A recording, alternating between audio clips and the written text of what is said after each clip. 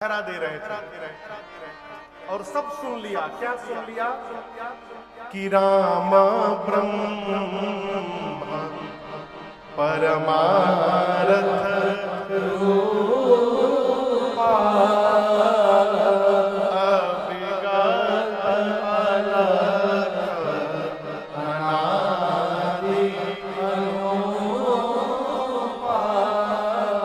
केवट भैया ये जान गए हैं, केवल जाने नहीं है, जानकर मान भी गए हैं कि राम जी ब्रह्म है।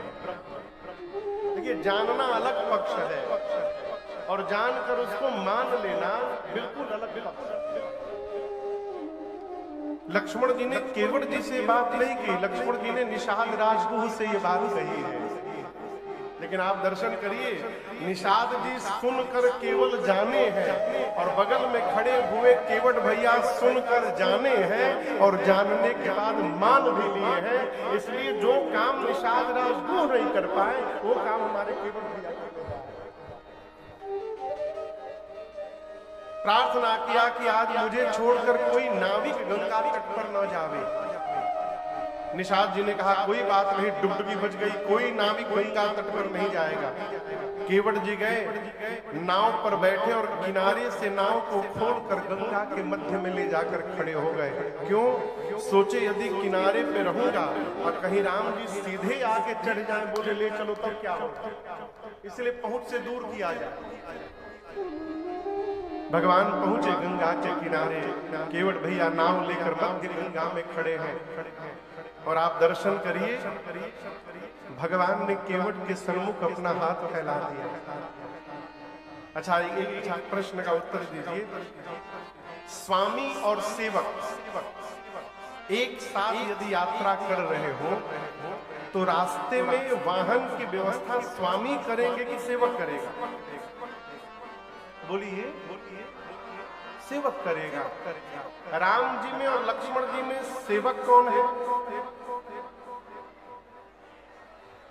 तो नियम से तो नाव की व्यवस्था लक्ष्मण जी को करनी चाहिए। ये राम जी ने नाव क्यों मांगी? भाई देखिए, भगवान अंतर्यामी है तो सबकी अंतरात्मा की बात जानते हैं। राम जी जानते हैं कि आज केवट जी नाव लेके आने वाले नहीं है। राम जी अपने भाई साहब को भी जानते हैं कि इनको ना सुनने की आदत नहीं है। यदि लक्ष्मण जी नाव मांगने गए और केवट जी मना करेंगे ही करेंगे तो भाई साहब तुरंत बाण मार देंगे, अब मेरा भक्त मारा जाएगा। तो आज अपने भक्त को बचाना है, इसलिए भगवान ने अपनी ओर से लक्ष्मण जी से कहा कि भाई साहब आप पहले सीखिए व्यवस्था कैसे की जाती है। लक्ष्मण जी बोले कोई बात नहीं प्रभु, सिखाइए। राम जी आगे गए और दर्शन करिए, प्रभु ने हाथ फैलाकर ए जी मांगी नाव लाके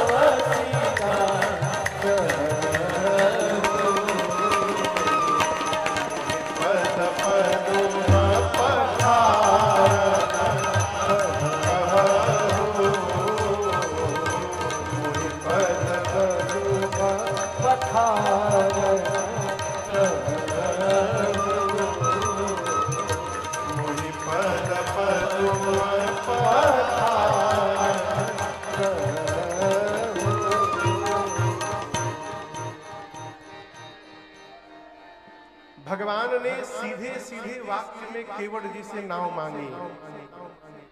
मांगी नाव और दर्शन करिए न केवट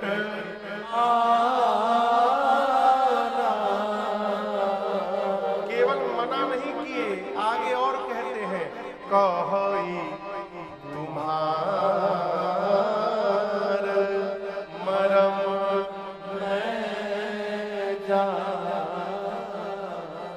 भगवान ने केवल एक वाक्य कहा, क्या केवट जी आप अपनी नाव यहां ले आएंगे? बस इतना कहा। केवट जी बोले नहीं लाऊंगा। क्यों? मैं आपका मरम जानता हूं। अब किसी भी आदमी से कहिए कि हम सब जानते हैं, बता दे, हम सब जानते हैं, हम सब हमको सब पता है, तो आदमी डिस्टर्ब हो जाएगा, न जाने इसको क्या पता।